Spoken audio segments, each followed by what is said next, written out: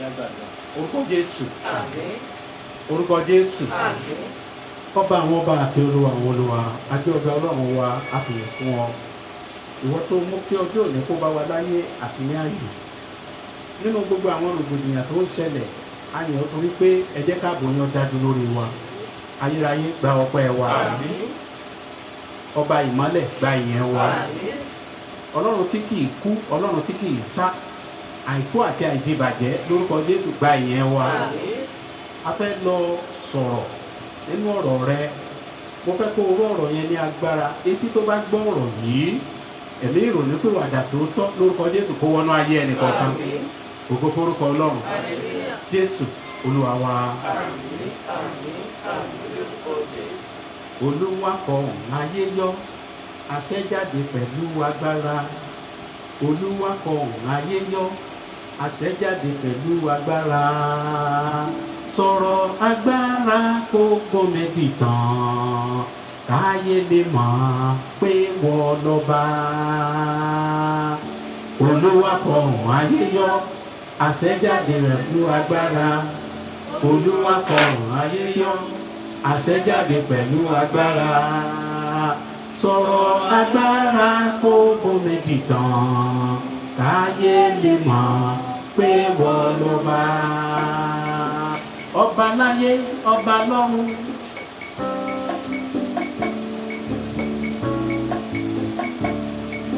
ìjìnlẹ̀ bẹ́ẹ̀,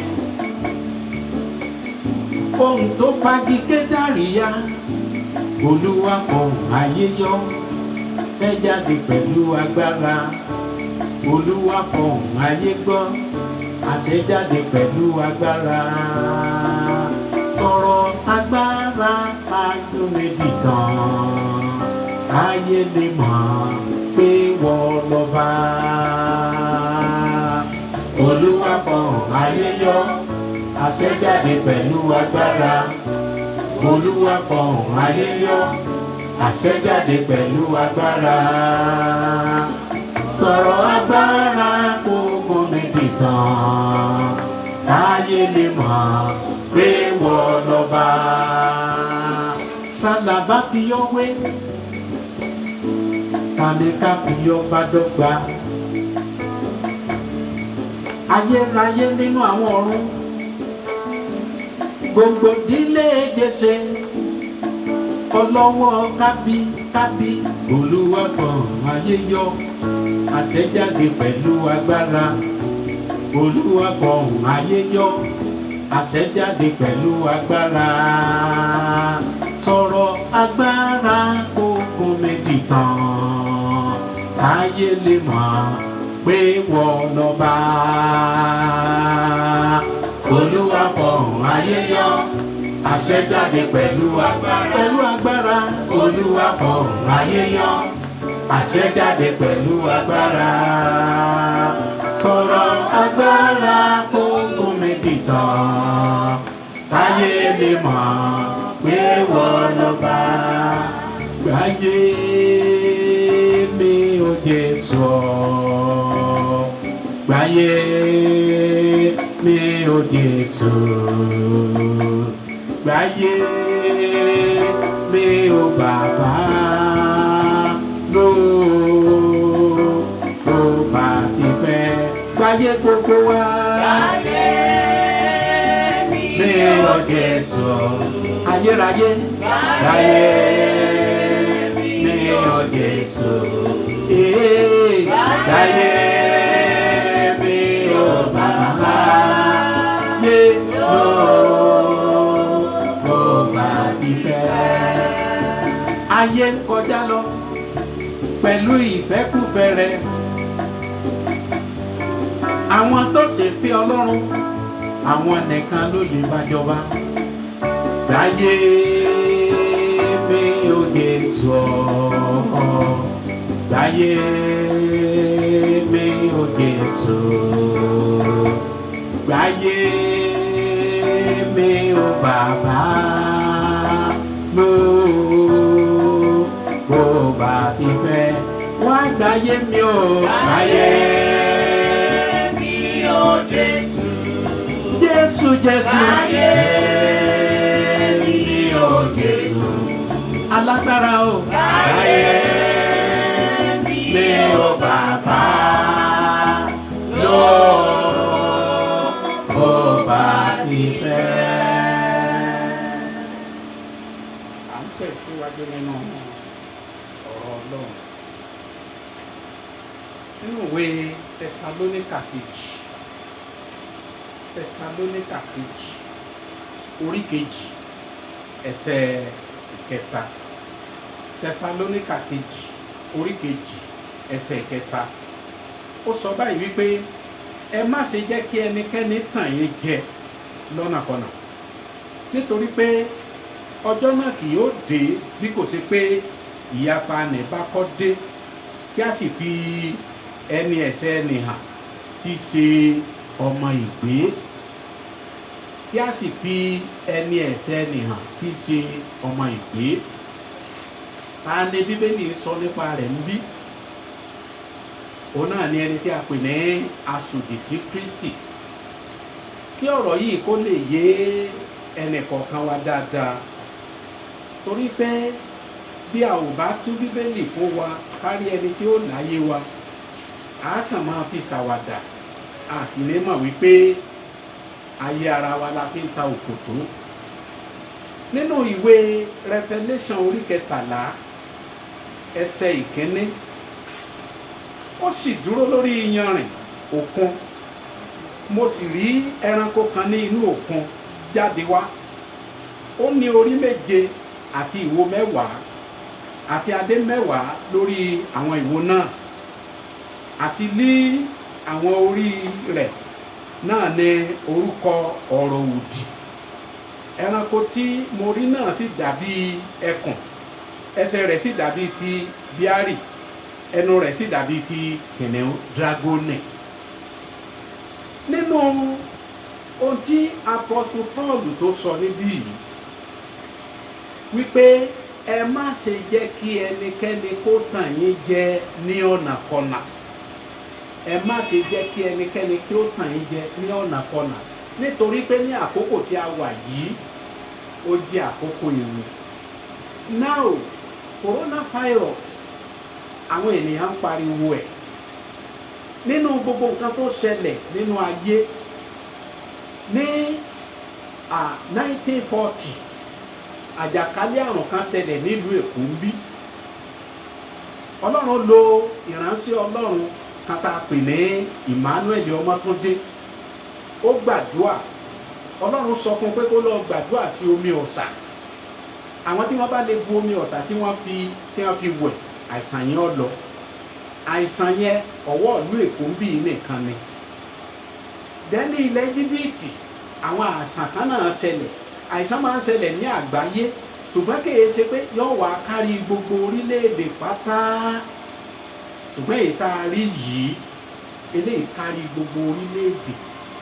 Kò sí orílẹ̀-èdè kan tó yọ ọ́ lẹ̀. Bẹ́ẹ̀ aláìlóye nípa ọ̀rọ̀ Ọlọ́run, wọ́n lè máa sọ wípé àmì kan ti dé, nǹkan kan ti dé.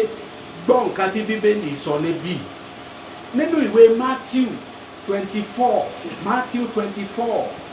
jẹ́ kí n yára máa fi hàn wá ní pétépété, torí èmi fúnra mi dátà tí mò ń lò kó má bàa tètè tán. Àtẹ̀yìn tẹ́ ẹ máa gbọ́, tẹ́ ẹ lè wò kí dátà yẹn kó má bàa jẹ dátà púpọ̀. Wòlíì èké 24:11-14. Wòlíì èké púpọ̀ ni yóò dìde, wọ́n sì tan ọ̀pọ̀lọpọ̀ jẹ, àti nínú ẹ̀ṣẹ̀ yìí ni ẹ̀ṣẹ̀ yìí ó di púpọ̀, ìfẹ́ ọ̀pọ̀lọpọ̀ yóò di tútù, ṣùgbọ́n ẹni tí ó bá forí tì títí tí òpin ọ̀la ó gbàlà. A ó sì wàásù ìrere ìjọba yìí ní gbogbo ayé láti ṣe ẹ̀rí fún gbogbo orílẹ̀-èdè. Nígbà náà ni òpin yóò tó dé. Gbọ́ nǹkan tí Jésù Kristi tó sọ ń rí. Mo ń sọ eléyìí nítorí àwa, torí ọ̀pọ̀lọpọ̀ yín láti ìgbà tí lockdown ti ṣẹlẹ̀, ó lè sọ pé òun ṣe sáfíìsì náà lé rẹ̀, ó ti jò tán. Ìwọ náà mọ àwọn ọ̀rọ̀ rádaràda tó ń tẹnu rẹ̀ jáde, ẹ̀ka ń tanra yín jẹ ni. Jẹ́ kí eléyìí kó jẹ́ àwọn ọ̀rọ̀ ìṣítí fún ẹnikẹ́ni òpin ò tí ì dé. Coronavirus kìí ṣe wípé bóyá ó kàn pé bóyá Ọlọ́run ló rán wá sáyé no bọ̀ kò sí nǹkan kankan tí ń ṣẹlẹ̀ Ọlọ́run ò mọ̀ nípa ẹ̀.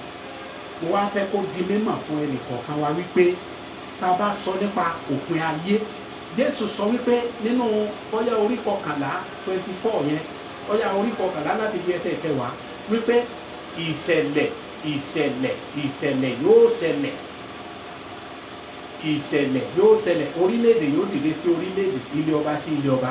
Now níbi àwọn nǹkan wọ̀nyí, ọ̀pọ̀ àwọn nǹkan wọ̀nyí ló ti wá sí ìmúṣẹ.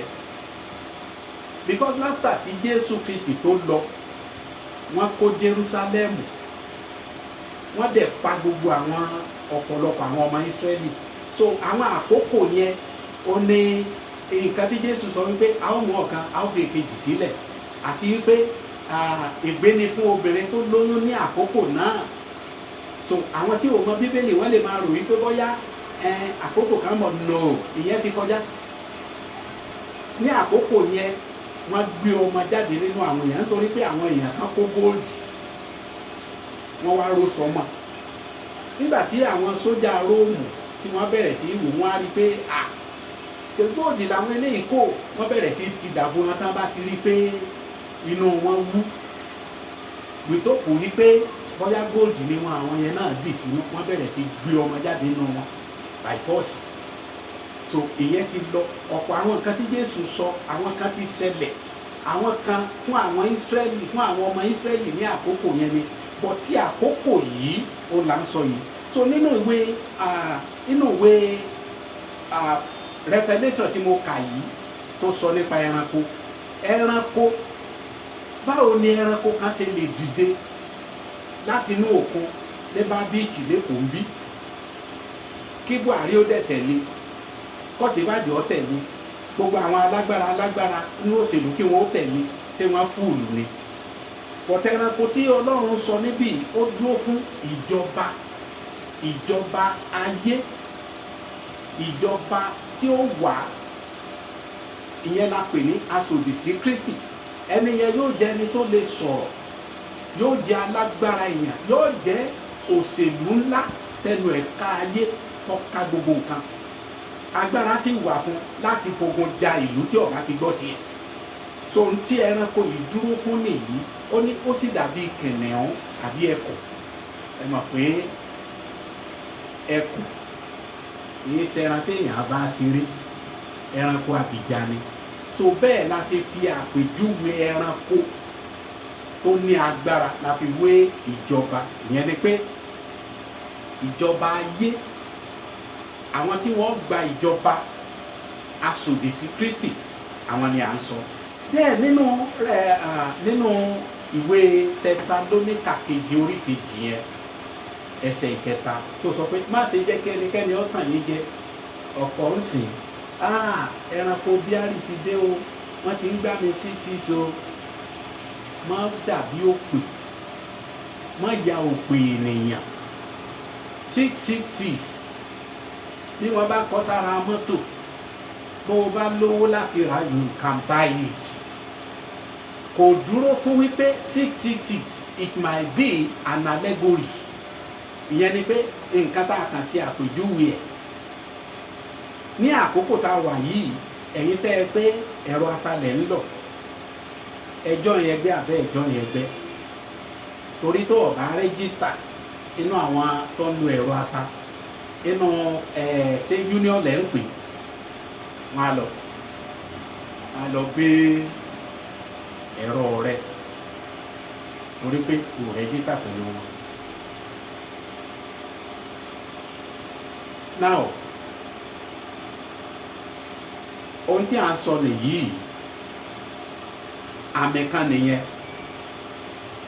Àwọn taxi driver, àwọn náà ní union. Tó bá jẹ́ pé ibi tí wọ́n ti ń ṣe òfin dáadáa, tí nọ́mbà rẹ̀ ò bá wọ máṣá, tó taxi ẹ bá gbé èrò lọ síbẹ̀, wọ́n á mú ẹ, wọ́n á dẹ̀ gba mọ́tò, owó ló máa fi gbà. Àmì kan náà nìyẹn.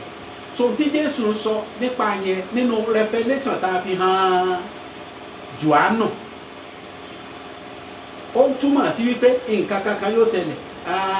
Àwọn èèyàn kan sọ wípé Obama tó ń fún àwọn ní kinní kan wọ́n ń tẹ nọ́mbà yẹn sára wọn. Mo wá pe ẹnìkan tó wà ní abroad pé mò ń gbọ́ kinní kan báyìí ọkàn rẹ̀ rìn pé ìyẹn ò ní nǹkan kan sí, that is kinní kan health care òun ló wà.